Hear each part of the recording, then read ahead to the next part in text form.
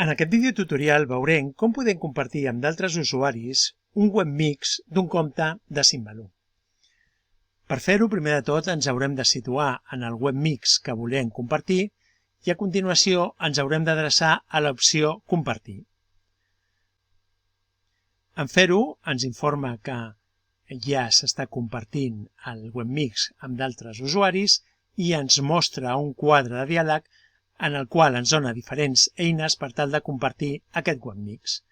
Per exemple, podem copiar la URL del webmix en el portapapers. D'aquesta manera el tindrem disponible per enganxar-lo en un document de text, en un correu electrònic, etc. El podem enviar per e-mail o bé el podem compartir a través de diferents xarxes socials. De fet, quan estem compartint un webmix ja ens ho indica amb un símbol a la part superior dreta de l'opció Compartir.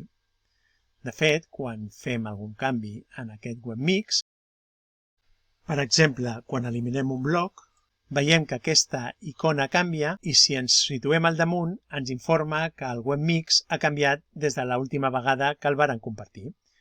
Si volem actualitzar la compartició, senzillament fem clic de nou a compartir i veiem novament que ja tornem a tenir la icona que teníem al principi. De fet, en qualsevol moment podem deixar de compartir un webmix situant-nos de nou a compartir i triant l'opció Aturar la compartició. I això és tot.